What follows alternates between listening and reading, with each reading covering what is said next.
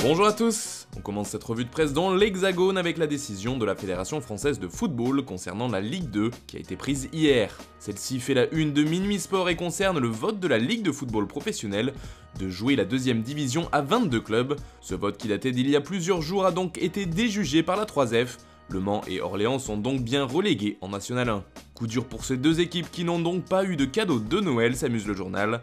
La saison prochaine se jouera bien à 20 en ce qui concerne la Ligue 2. On part maintenant en Italie où le football frissonne, écrit la Gazzetta dello Sport, car un test positif au coronavirus a été dépisté au sein de l'équipe de Bologne. Il s'agit d'un membre du staff technique, mais c'est bien toute l'équipe qui est menacée de quarantaine, alors qu'un sommet avec le ministre des Sports était prévu ce jeudi, afin d'organiser le retour du football en Italie. Une nouvelle qui arrive donc au plus mauvais moment. L'information fait aussi les gros titres de la presse transalpine, comme ici avec le Quotidiano Sportivo. La Serie A tremble, titre le média, qui ajoute lui aussi que le confinement de l'équipe est tout à fait possible.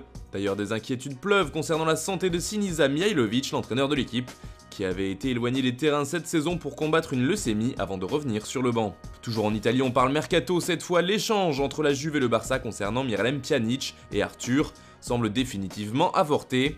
En effet, le Brésilien ne voudrait pas quitter Barcelone et jouer ainsi pour la Juventus, et selon les informations de Tuttosport, la vieille dame aurait déjà trouvé un substitut au milieu du Barça, en la personne de Jorginho. Ciao Arthur, voici Jorginho, s'emporte le journal, qui précise que c'est l'agent du meneur de jeu de la Nationale qui a appelé Fabio Paratici, le directeur sportif du club turinois. Il faut dire que le joueur de Chelsea connaît bien la Serie A, lui qui a fait les beaux jours du Hellas Vérone puis du Napoli. En France, le cas Icardi fait de nouveau réagir. D'après l'équipe, les négociations entre l'Inter Milan et le PSG sont en bonne voie pour le transfert définitif de l'attaquant argentin, et si l'option d'achat s'élevait à 70 millions d'euros, les Nerazzurri semblent d'accord pour baisser ce prix. Un accord serait proche d'être trouvé autour des 55 millions d'euros, à quoi s'ajoutent divers bonus. C'est justement sur ce point que les deux clubs ne sont pas encore d'accord, mais le total ne devrait pas dépasser les 60 millions d'euros.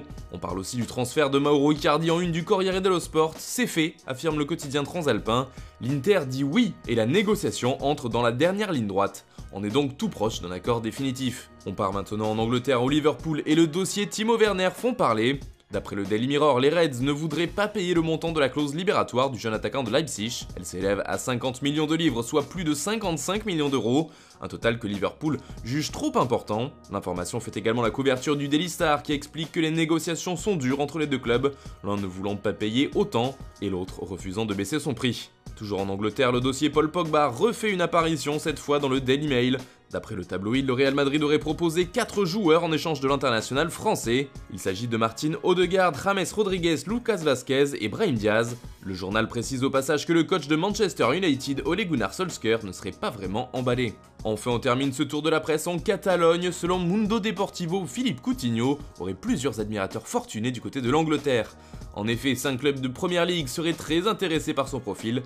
D'abord Newcastle, dont le nom était déjà sorti il y a plusieurs jours, viennent ensuite Chelsea, Manchester United, Arsenal et Leicester. A noter également que son prêt au Bayern se termine à la fin du mois de juin, et que le joueur aimerait rester jusqu'au bout de cette saison, jusqu'à ce que la Ligue des Champions se termine. Et puis l'Inter aussi serait venu au renseignement concernant Coutinho. Il pourrait ainsi avoir un rôle dans le dossier Lautaro Martinez. Le club lombard aurait demandé le prêt du joueur brésilien, qui a d'ailleurs déjà joué sous le maillot de Nerazzurro. Voilà, c'est tout pour ce matin, bonne journée à tous, on se retrouve dès demain pour une nouvelle revue de presse sur Foot Mercato.